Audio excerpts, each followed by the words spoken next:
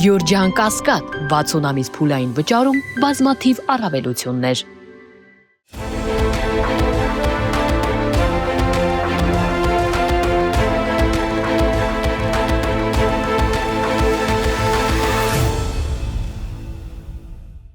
Բարև ձեզ, մեդիա հաբի հարգելի հետևորդներ, եւ այսպես շատերդ լսած կլինեք Գեղցի Գևոյի «Բավոր ես էլ ծիտիկ դառնամ» երգը։ Ես անձամբ այդ երգը լսել եմ Գեղցի Գևոյի կատարմամբ եւ անկեղծ ասեմ, ինձ շատ է դուր գալիս, սակայն այլ բան է, երբ այդ երգը լսում ես խնջույքի սեղանների շուրջ, այդ երգը լսում ես ինչ-որ մի ուրախ հավաքույթի ժամանակ եւ միանգամայն այլ բան է, երբ այդ երգի մոտիվներով կառուցվում է թե ներքին, թե արտաքին քաղաքականությունը։ Իսկ Նիկոլ Փաշինյանը իր քաղաքականությունը վարում է հենց Գեղցի Գևոյի «Բավոր ես էլ ծիտիկ դառնամ» երգի տրամաբանությամբ։ Այսինքն գոյություն չունի մշակված քաղաքականություն, գոյություն չունի հստակ մարտավարություն եւ հստակ ռազմավարություն։ Նիկոլ Փաշինյանի թե արտաքին, թե ներքին, հատկապես արտաքին քաղաքականությունը ամբողջովին կազմված է բավորի, եթերի, եթե մորքուրս տղամարդ լիներ նրան քերի կասեն եւ այլն, իդեպ այդ արտահայտությունը նա նույնպես օգտագործել է եւ ամբողջ արտաքին քաղաքականությունը նա վարում է հենց այդ տրամաբանությամբ։ Այսօր ճեպազրույցի ժամանակ հերթական անգամ պատասխանելով լրագրողի այն հարցին, թե ինչու Հայաստանի իշխանությունները որևէ կերպ չեն արձագանքում Արցախում ոչնչացվող հայկական եկեղեցիների հետ կապված, մասնավորապես որ վերջերս Ստեփանակերտում ոչնչացվեց հայկական, շեշտում եմ հերթական եկեղեցին, Նիկոլ Փաշինյանը ահա մոտավորապես հենց այդ ծիտիկի երգի տրամաբանությամբ պատասխանեց. «Բավոր մի օր Արծվաշենը վերադարձնեն ու պարզվի, որ այնտեղ մզկիթ են կառուցել, այդ դեպքում ինչ ենք անելու մենք»։ Հարգելի հետևորդներ, նախ ես խիստ կասկածում եմ, որ Արծվաշենը երբևէ Ադրբեջանը կվերադարձնի, որովհետև որևէ բան վերադարձնում են, երբ գոյություն ունի իրավահավասար բանակցություններ, որևէ բան վերադարձնում են, երբ երկու իրավահավասար պետություններ նստում են բանակցային սեղանի շուրջ եւ փորձում լուծել բոլոր առկա խնդիրները, սակայն այսօր գոյություն չունի այդ իրավահավասար բանակցությունները, այսօր կա հաղթածի եւ պարտվածի փոխհարաբերություն, այսօր կա Ադրբեջանի թելադրանք եւ Նիկոլ Փաշինյանի կողմից այդ բոլոր թելադրանքների կատարում։ Արծվաշենը Հայաստանի Հանրապետության ինքնիշխան տարածք է։ Ուզում եմ հիշեցնել, որ Հայաստանը եւ Ադրբեջանը փոխադարձաբար ճանաչել են միմյանց տարածքային ամբողջականությունը եւ ես ասել եմ նաեւ Խորհրդային Միության Ալմատայի հռչակագրի հիման վրա։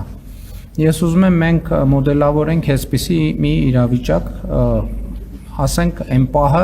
երբ որ սահմանազատման արդյունքում Արծվաշենը վերադառնում է Հայաստանի Հանրապետության վերահսկողության ներքո եւ մենք գնում ենք տեսնում, որ այնտեղ կառուցվել է մեծ մզկիթ, ասենք 2016 թվականին։ Մեր ռեակցիան ինչ պետք է մենք անենք։ Բացի այդ, թող Նիկոլ Փաշինյանը իզուր այդ ծիտիկի երգը չերգի, որովհետև ուզում եմ նրան հիշեցնել, որ հիմա մենք ապրում ենք 21-րդ դարում,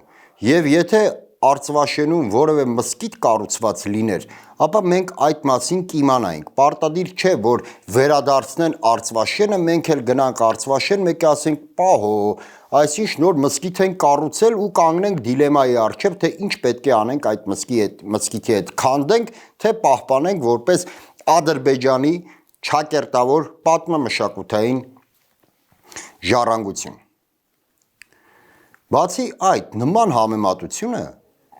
նշանակում է ուղիղ արդարացում Ադրբեջանի գործողություններին։ Հիշենք, որ մինչ Նիկոլ Փաշինյանի ծիտիկի մոտիվացիայով պատասխանները այդ հարցին անդրադարձել էր նաև կարկառուն ՔՊ-ական Արսեն Թորոսյանը, որ Ադրբեջանը իր տարածքում ինչ ուզում դա էլ անում է։ Հարգելի հետևորդներ, այս իշխանությունները արդեն սովորություն են դարձրել մարդկանց վախեցնել, շանտաժի ենթարկել պատերազմով։ Երբ երկու պետություններ փորձում են լուծել իրենց հարցերը, ապա երբ որ կողմերից մեկը ոչնչացնում է մյուսի ողջ ազգային արժեքները, ապա դա չի նշանակում, որ իրականում այդ կողմը գնում է խաղաղության։ Իսկ երբ մյուս կողմը, որը փորձում է կանխել այդ գործողությունները, դա նույնպես չի նշանակում, որ անպայման պետք է տեղի ունենա պատերազմ։ Այլ խոսքով ասած, եթե Հայաստանը պահանջատեր լիներ իր պատմամշակութային արժեքների նկատմամբ, իր ազգային արժեքների նկատմամբ եւ Ադրբեջանի արչեւ կոնկրետ դներ հարց, որպեսզի նրանք չոչնչացնեն Արցախում գտնվող հայկական եկեղեցիները կամ պատմամշակութային կոթողները, ապա որևէ պատերազմ չէր լինի։ Որևէ պատերազմ չէր լինի, որովհետեւ պետությունները հարաբերվում են նաև հիմքում ունենալով տարբեր խնդիրների լուծման օրակարգ։ Ահա այդ կարող էր լինել նաև բանակցությունների օրակարգում, բանակցությունների սեղանում։ Երբ կողմերից մեկը ամբողջովին լռում է մյուսի գործողությունների հանդեպ, դա նշանակում է, որ պատերազմը շարունակվում է եւ ոչ միայն պատերազմն է շարունակվում, այլ կապիտուլյացիոն գործընթացը։ Ադրբեջանը, եթե Հայաստանի իշխանություններին կապիտուլյացիայի էր ենթարկել ռազմի դաշտում, այսօր փորձում է կապիտուլացնել նաև մշակութային ոլորտում։ Ցավալիորեն մենք ունենք այնպիսի իշխանություն, որը փորձում է մանիպուլացնել եւ Ադրբեջանի բոլոր գործողությունները ներկայացնել շահեկան տեսանկյունից։ Նիկոլ Փաշինյանը այս նույն ճեպազրույցի ժամանակ հայտարարեց, որ այդ եկեղեցին կառուցվել է 2016 թվականին եւ նրա տրամաբանությամբ այդ եկեղեցին չի կարող լինել մշակութային արժեք։ Էլ եմ շեշտում, այն պարզ պատճառով, որ այդ եկեղեցին նոր է կառուցվել։ Եթե առաջնորդվենք նման մոտեցմամբ, ապա պետք է քանդվի ենթադրենք Երևանում կառուցված բոլոր նոր եկեղեցիները, որոնք չունեն բազմադարյա պատմություն։ Երևանում գիտենք, որ կան մի շարք եկեղեցիներ, որոնք կառուցվել են վերջերս, եւ Նիկոլ Փաշինյանի տրամաբանությամբ այդ եկեղեցիները իրենցից որևէ արժեք չեն ներկայացնում, որովհետեւ նոր են կառուցվել։ Այս մարդը հավանաբար տեղյակ չէ, որ մշակութային ու ազգային արժեքները պայմանավորված չեն, թե երբ են դրանք կառուցվել։ Այ հենց այսօր կարող է կառուցվել որևէ եկեղեցի եւ ունենալ ազգային արժեք։ Ցանկացած եկեղեցի, որը ունի մի քանի դարերի պատմություն, անպայման եղել է մի օր, որ այդ եկեղեցին առաջին անգամ կառուցվել է։ Եվ եկեղեցուն արժեք է հաղորդել ոչ թե կառուցման տարեթիվը, այլ նրա ազգային նշանակություն ունենալը, նրա ազգային խորհրդանիշը, նրա հավատքի հետ ունեցած առնչությունը, հատկապես երբ Ստեփանակերտի եկեղեցին ոչ միայն կառուցվել է, այլ դրանից հետո օծվել, այսինքն կարելի ասել սրբացվել։ Հետևաբար նա մեր համար նույնքան կարևոր արժեք է, որքան այն եկեղեցին, որը կառուցվել է ենթադրենք մեր թվարկության այսինչ դարում։ Բացի դրանից, Ադրբեջանը այդ եկեղեցին չի ոչնչացրել զուտ միայն նրա համար, որ այն կառուցվել է 2016 թվականին։ Ադրբեջանը ջնջում է ընդհանրապես հայկական հետքը Արցախից։ Ադրբեջանը ավիրում ու ոչնչացնում է նաև այն եկեղեցիները, որոնք ունեն մի քանի դարի պատմություն։ Ադրբեջանը դադիվանքը նույնպես գրեթե հռչակեց ադրբեջանական։ Այսինքն խզում է կապը հայերի հետ։ Այնտեղ գտնվող բոլոր մշակութային արժեքները Ադրբեջանը տանում է այնպիսի քաղաքականություն, որ նրանք դադարեն որևէ կապ ունենալ հայերի հետ։ Ես ամենայն վստահությամբ պնդում եմ, Նիկոլ Փաշինյանը նույն կերպ կարձագանքեր բոլոր այն եկեղեցիներին, որոնք ոչնչացվում են Ադրբեջանի կողմից, անկախ նրանց կառուցման տարեթվից, որովհետև Ստեփանակերտի եկեղեցին առաջին եկեղեցին չէ, որը ավերվեց ու ոչնչացվեց Ադրբեջանի կողմից։ Հետևաբար Նիկոլ Փաշինյանը լռում է Ադրբեջանի կողմից իրականացվող քաղաքականության հանդեպ, քաղաքականություն, որի հիմքում հայկական հետքերը Արցախից ընդհանրապես վերացնելն է։ Մի այլ կարևոր հանգամանքի մասին նույնպես խոսենք։ Ինչու Նիկոլ Փաշինյանը շեշտեց հենց Արծվաշենի անունը։ Իդեպ սա առաջին անգամ չէր, որ Նիկոլ Փաշինյանը տվեց Արծվաշենի անունը։ Ավելի վաղ Նիկոլ Փաշինյանը հայտարարել էր, որ սահմանագծման եւ սահմանազատման արդյունքում անպայմանորեն անդրադառնալու ենք նաեւ անկլավների հարցին։ Եվ այսօր նշելով Արծվաշենը որպես Հայաստանի ինքնիշխան տարածք, իդեպ այո, Արծվաշենը Հայաստանի ինքնիշխան տարածքն է, կրկին տեղավորեց սահմանագծման եւ սահմանազատման աշխատանքների տիրույթում։ Հարգելի հետևորդներ, ուզում եմ ձեր ուշադրությունը դարձնել, թե ինչով է դա վտանգավոր։ Ադրբեջանը ոչ մեկ անգամ բարձրացրել է Տիգրանաշենի վերադարձի, ճակերտավոր իհարկե,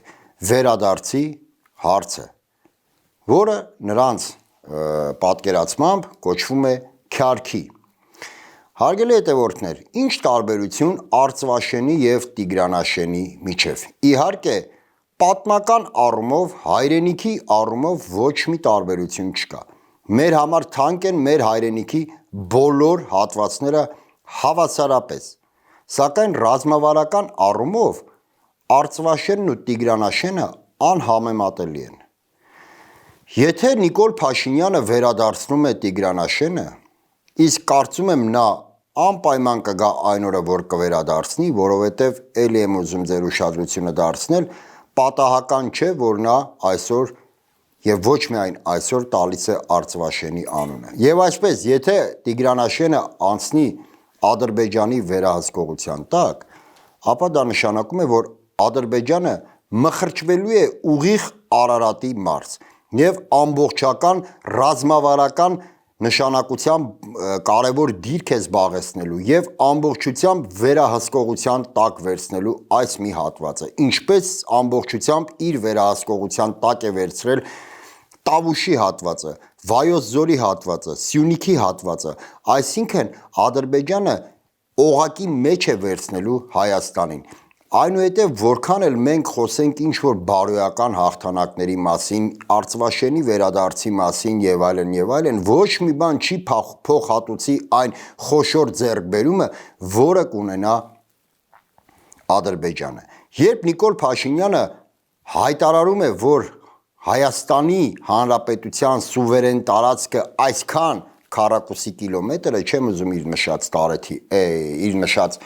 թիվը կրկնել, եւ ավելացնում, որ դրանից դուրս այլ թվերի մասին խոսելը նշանակում է պատերազմ, որևէ մեկը չգիտի արդյոք Տիգրանաշենը ներառված է իր մատնանշած թվում, թե ոչ։ Ես ունեմ կասկած, որ Նիկոլ Փաշինյանը արդեն իսկ գոնե մտովի հանձնել է Տիգրանաշենը եւ մենք ընդհանրապես սպասում ենք այս չարաբաստիկ սահմանագծման եւ սահմանազատման աշխատանքների ավարտին։ Իհարկե նա կբերի հիմնավորում, նա կբերի ինչ-որ պատճառաբանություններ, նա կբերի ինչ-որ եսիմ անհայտ թվի քարտեզներ, ինչ-որ հղում կանի Ալմա-Աթայի հռչակագրին եւ այլն, որպեսի արդարացնի իր հերթական հայրենադարձումը, ներողություն հայրենահանձնումը, ինչպես արդարացնում է Ադրբեջանի հայաթափման ու մշակութային արժեքների ոչնչացման քաղաքականությունը։ Հարգելի հետևորդներ, ահա նման ողբերգական իրավիճակի առջև ենք մենք կանգնած։ Ողբերգական, որ այս իշխանությունները չեն արտահայտում մեր ազգային շահը, այս իշխանությունները չեն արտահայտում մեր պետական շահը, այս իշխանությունների համար չկա պարզապես ծրագիր, որը Հայաստանի Հանրապետությանը բերելու է բարգավաճման, ռազմական հզորացման եւ տարածաշրջանում իր ուրույն տեղը գրավելուն։ Նաեւ խոսվում է տարբեր ճանապարհներով Ադրբեջանի ու Թուրքիայի միջև կապի հաստատման մասին։ Սա եւս մեկ անգամ հուշում է, հարգելի հետևորդներ, որ Հայաստանը մոտ ապագայում կանգնած է մի ամբողջական միջանցքի վերացման վտանգի առջև։ Միջանցք, որով ադրբեջանցիներն ու թուրքերը երթևեկելու են հանգիստ, առանց որևէ խոչընդոտի, եւ դրա համար նույնպես արդեն հողը նախապատրաստված է, որ որևէ քաղաքական խոչընդոտի նրանք չպետք է հանդիպեն։ Իդեպ, որպես ամփոփում նաև կուզեի մեջ բերել Ադրբեջանի ավելի շուտ խոսել Ադրբեջանի փոխվարչապետի Հայաստան կատարած այցից։ Հարգելի հետևորդներ, առաջնորդվելով Նիկոլ Փաշինյանի տրամաբանությամբ, Մուստաֆայևը ոչ թե աշխատանքային այցով ժամանել էր Հայաստան, այլ պարզապես եկել էր իրենց տուն։ Այո, նա եկել էր պարզապես իրենց տուն։ Թերևս դրանով է նաև պայմանավորված այն ողջ գաղտնիությունը, որը նախորդել էր Մուստաֆայևի այցին։ Իհարկե Նիկոլ Փաշինյանը խոսում է ինչ-որ անվտանգությունից, ինչ-որ միջոցառումներից անվտանգային այդ այցի ապահովման հետ կապված, բայց հարգելի հետևորդներ, ողբերգություն է պարզապես, երբ Հայաստանի Հանրապետության քաղաքացիները առավոտյան արթնանում են եւ պարզվում է, որ Հայաստանում է գտնվում ադրբեջանական բարձրաստիճան պատվիրակություն։ Երբ Հայաստանի փողոցներով շրջում է ադրբեջանական պատվիրակությունը շրջապատված բազմաթիվ ջիպերով։ Իհարկե, ես չեմ ասում, որ որևէ ադրբեջանցի պաշտոնական, պետական կամ աշխատանքային այցով երբևէ չպետք է գա Հայաստան, սակայն ցանկացած այց չպետք է գաղտնի պահվի Հայաստանի Հանրապետության քաղաքացիներից, որովհետև Հայաստանի Հանրապետության իրական տերերը ոչ թե Նիկոլ Փաշինյանն է կամ ընդհանրապես որևէ ժամանակի իշխանություն, այլ հենց Հայաստանի Հանրապետության քաղաքացիները։ Եվ միայն այն հանգամանքը, որ Նիկոլ Փաշինյանը գաղտնի էր պահել Մուստաֆայևի այցը, խոսում է այն մասին, որ նա ունի հստակ վախեր այն առումով, որ Հայաստանի Հանրապետության քաղաքացիները չեն ընդունում այն հայրենահանձման գործընթացը, որը այսօր վարում է Նիկոլ Փաշինյանը։ Եվ ամեն անգամ խոսելով այս կամ այն պատճառով խաղաղության գործընթացը տուժելուց, հերթական անգամ ապացուցում է, որ իրական խաղաղություն գոյություն չունի, կամ այդ խաղաղությունը այնքան փխրուն է, որ ցանկացած մի հայտարարություն, ցանկացած մի բողոքի ակցիա, ցանկացած մի խոսք կամ մի բառ, կամ ցանկացած որևէ հարցի բարձրաձայնում կարող է ուղղակի քարը քարին չթողել այդ տխրահռչակ խաղաղությունից։ Այսօր այսքանը, շնորհակալ եմ, կհանդիպենք։